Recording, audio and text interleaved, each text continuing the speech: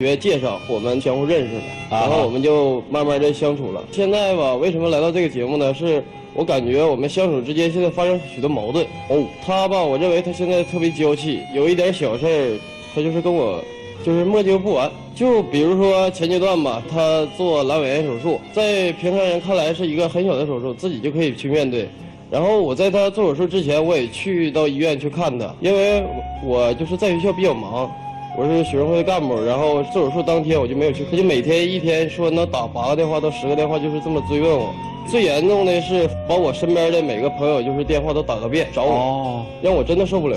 哎，阑尾炎手术你应该赔的啊，手术都不应该是小手术啊。对呀，你不应该赔我吗？在我看来，这阑尾炎就是个小手术，因为好吧，阑尾炎是全麻、半麻还是局麻？什么都不知道，凭什么说它大小？这条 pass 哦，不算女生娇气哦。还有，因为我朋友比较多，他愿意吃那个芒果，然后说让我海南的一个同学给他托运芒果。你是杨贵妃呀？再说你非得吃芒果吧？苹果跟芒果有什么不一样啊？就差个苹果跟芒果还是不一样的，那不就差个果子吗？吃什么都是水果嘛，对不对他总嫌麻烦，托他朋友嘛，然后他会觉得麻烦他朋友。可是他平时跟他交集最多的，我感觉他跟他朋友在一起比跟我时间在一起要多得多。总是有很多好哥们儿和他们一起出去玩，一起出去喝酒啊什么的，就是总是忽略我感觉。然后那次就是说就是说想吃芒果的事儿，因为那个我在吉林嘛，那个时候市场上没有卖那个芒果的，正好他有一个朋友在海南，然后我就想之前就是我们也给他托运过那个这边的特产，像木耳什么的，他跟那个哥们儿那么好，那让他帮忙托运过来也没有什么的呀，你们那么铁。然后他就觉得我麻烦，觉得我不是不想麻烦人家吗？呵，没追到的时候啊，怎么着都行，一到手里还能演变。你现在你不知道，他真是一个特别娇气的人。我没听到什么，人就想吃个芒果，你正好有朋友在，托运一下有什么罪过？你现在的态度真的就是刚跟我追我的时候就是360度大转变，跟以前完全不一样。你看我们就是现在大学生正常不都有体育测试吗？男子跑1000，女子跑800。他可倒好，我家这大仙儿，人家别人都去跑800米去了，他就在寝室躺着，干脆不去考试。我是特殊时期，我肚子疼，我怎么跑啊？那你知道别人怎么说你吗？别人跟我说你家那个林妹妹又没来参加考试，我怎么想啊？你要我面子放在哪儿？我跑不了，你让我硬撑着吗？然后你就因为他们的一句话，你就会不顾我难受不难受，身体上舒服不舒服，然后你来跟我发脾气，你不能为我多想想吗？可是我也关心你了，我给你打电话，你说你难受，然后接不了电话，然后我就给他发短信，我说了一大堆，他就给我回一个我又说一大堆，他给我回可是那时候是真难受，你不是女生，你怎么知道女生特殊时期有多疼多难受呢？这事儿我想这么问一句啊，没参加体测这件事儿。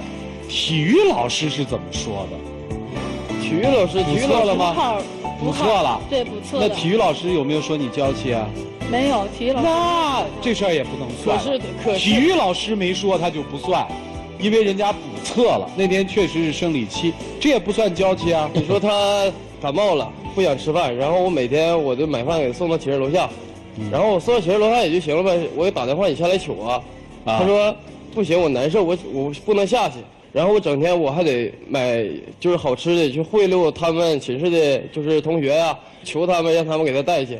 然后我就是平时比较忙的时候，然后还得说告诉我身边的哥们儿，我说你把饭买好了，给我对象送到我对象寝室。你怎么还好意思提这事儿呢？我没给你送过吗？我给你送的时候你是怎么做的？他宿舍在5楼，然后他吧就特别懒，他就不愿意下楼。我给他送饭去，给他打电话，我说那个你下来取吧，因为毕竟好几天没见了，我就是想就是见他一面嘛，趁着送饭，然后跟他说几句话。他就是不下来，他让他室友下来取。那咱俩还得天天就是见面吗？我没让你天天跟我见面，那异地恋怎么办呢？咱俩不是异地恋吧？他追你的时候，这些臭毛病都没有吧？对，没有。他追我的时候，我跟他在 QQ 上聊天嘛，我说我胃疼，也就10分钟时间吧，然后就给我打电话说我在你宿舍楼下呢，我给你买药了，买奶茶了，买水了。那时候你怎么能做这么贴心？现在为什么就不能啊？然后你还抱怨我娇气。那你不娇气吗？磕了碰了，又发微博，又发那个微信的事，直接给我发过来。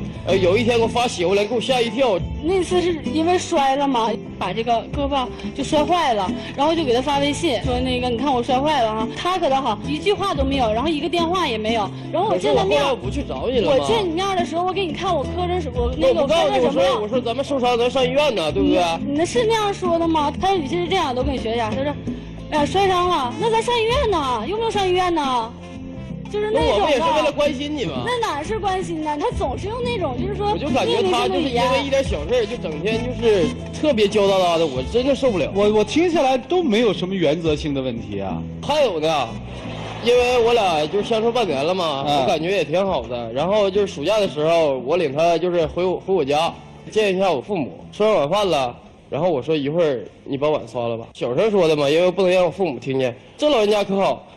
就跟我俩比划他那手指金灿灿的手指，就比划，以后我不能刷碗，不能刷碗，到最后也没给我刷呀。我是不是给你暗示了？我说我新做的，然后那个刷不了，我说等我指甲干了，然后我再刷。再说况且你那次刷完之后，你看我现在指甲还做吗？那我不想让你在我父母面前表现好一点。但是你那手指是金子做的吗？你那玩意儿能掉渣洗个碗呢？那洗碗确实能掉色呀。行不行啊？我就是不舍得把我新做的指甲沾水，怎么了？行，这个不说，咱再说。从我家走的时候，咱俩的东西比较多，得有个6、7个包，然后你大包小包全挎我身上了。完，我妈用那种眼神瞅，怎么瞅啊？我让你背包怎么了呀？这种东西不应该是你背吗？是因为我背，但是你也不能把所有包都靠我身上吧？况且国家主席还给夫人拎包呢，你为啥就不能帮我拿包啊？是我帮你拿包行，那你自己倒拿点啊。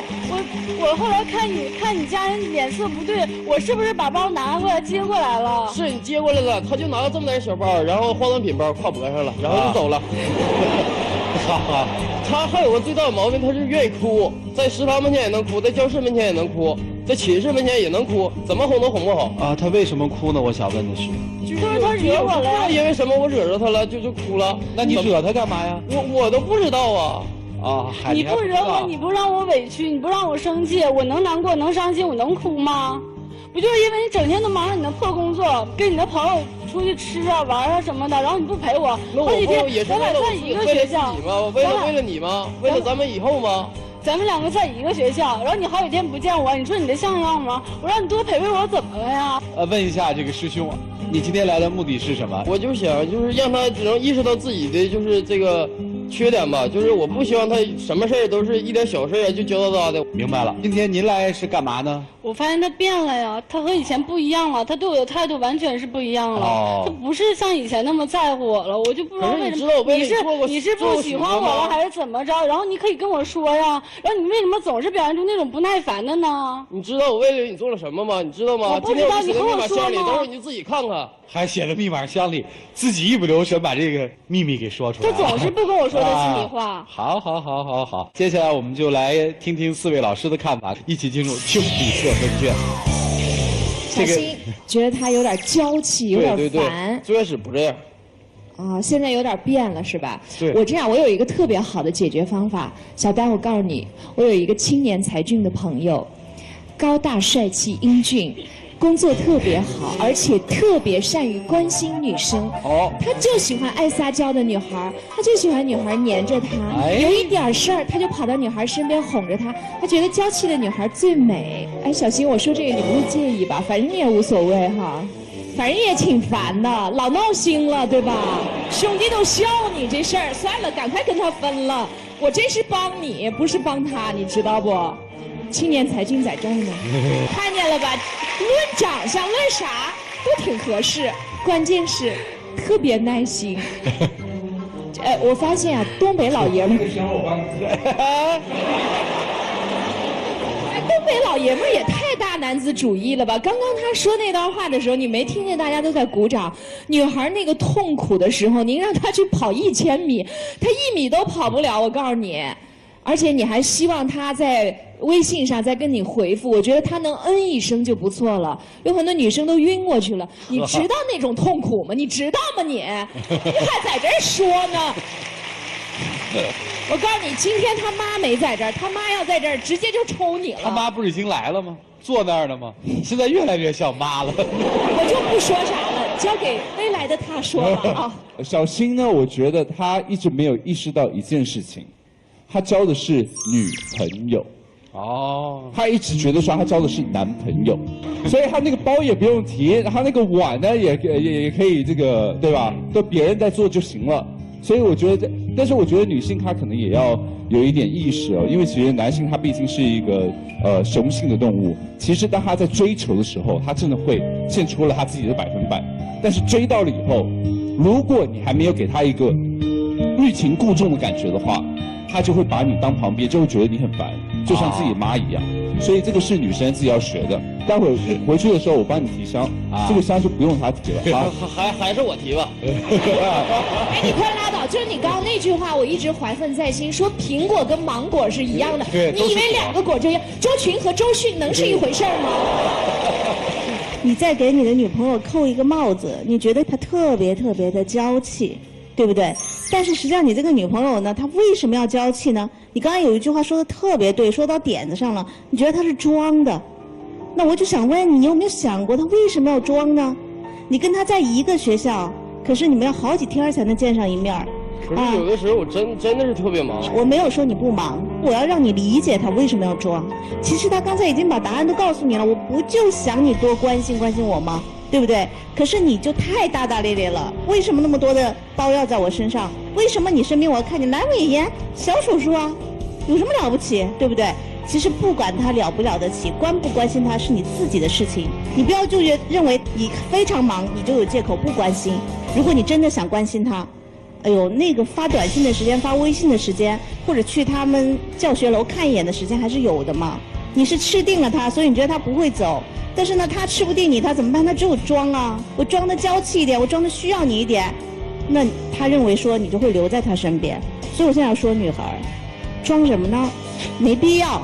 你要一个真正的疼你的、懂得去爱你的男朋友。可是你刚才问的一个问题，为什么你就跟以前不一样了呢？我要告诉你，10个女孩有10个都会这么问。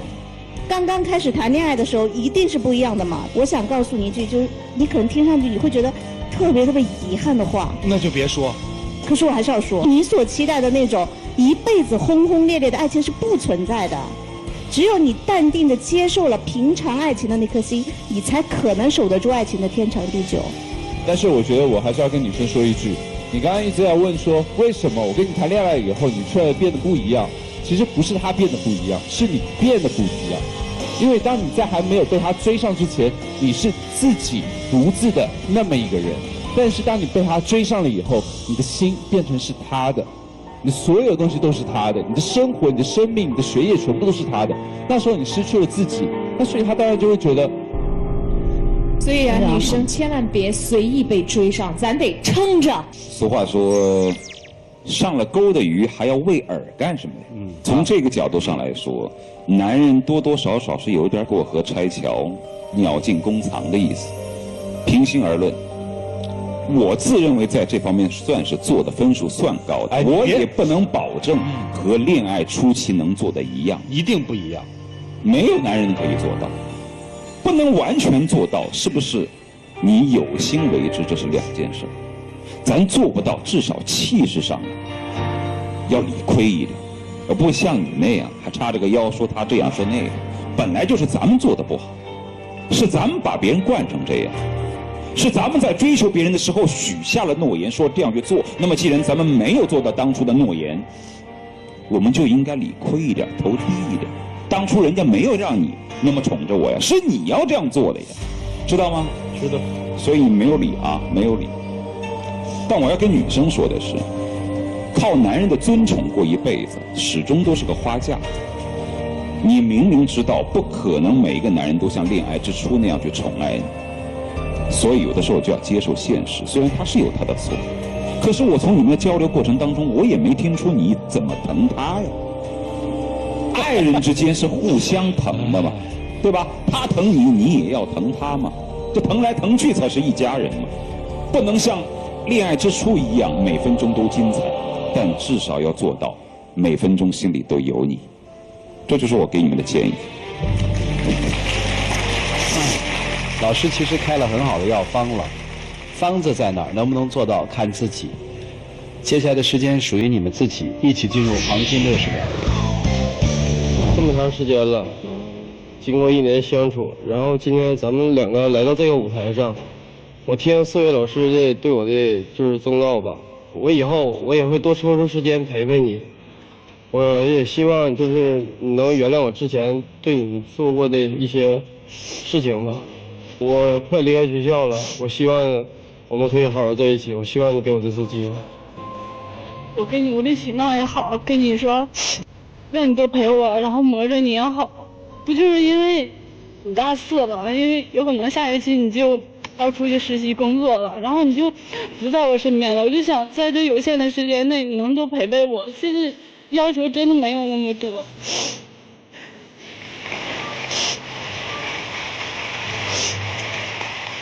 我到最后一刻才听明白，今天是来定军山的。我马上就要毕业了，我得试探一下，让你们帮我稳稳军心，交换箱子去吧。我们还在那儿什么教方法了，他比咱都聪明。回去吧，姑娘。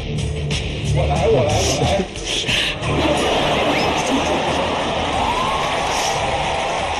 谢谢。所以这件事告诉我们啊，有机会能给自己心爱的女人拎箱子是一件多么幸福的事情。有一天这箱子被别人拎走，我们得苦死啊！来，请关门。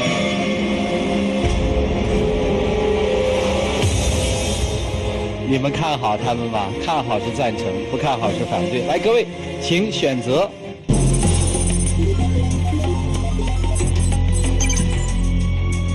我倒选的是14%点几那个人，马上毕业就分开，面临着人生的很多变故。所以今天其实对他们来说，我觉得是一个挺好的纪念，做一个节目哈，下一步谁知道呢？哎，真的，有没有可能他回哈尔滨啊？他留下来，留在长春啊？异地恋怎么解决呀？现在在学校都不愿意，高铁怎么办？面临很多问题啊！来，5、4、3、2、1，去爱你。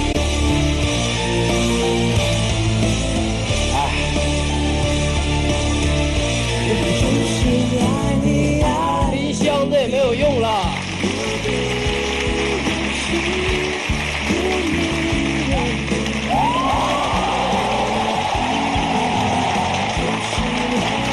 哎，是呗。男生的箱子里面是什么？看一看。哦，这个大重磅哎，给大家看哦。哎，我担心的那个问题哦。哦。为了他，我推掉了一个外地非常珍贵的就是工作的机会。那你留在吉林？哦，人家留下来了，没有高铁的问题啊。那他的箱子里藏的是什么呢？自己念好不好？我对你没有任何隐瞒，无论如何，请你一定要走出来。哦，高兴吗？高兴。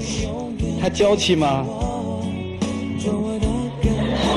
不娇气啊。苹果和苹果有区别吗？有。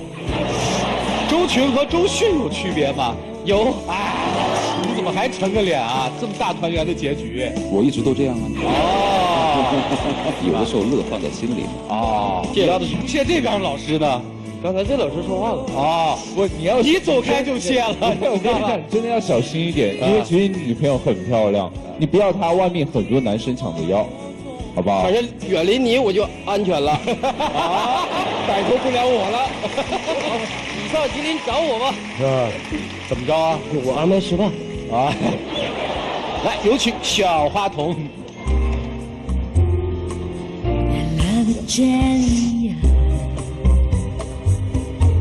感谢杰里亚为本节目嘉宾订婚提供的套装礼盒。当你们把这个礼盒送给你女朋友的时候，就代表着你要在心里对她说，爱要有她才完美。你们会获得一套由婚纱摄影领导品牌聚焦摄影提供的价值1万元的婚纱摄影一套。接下来的时间，我们会见证你们浪漫的求婚仪式。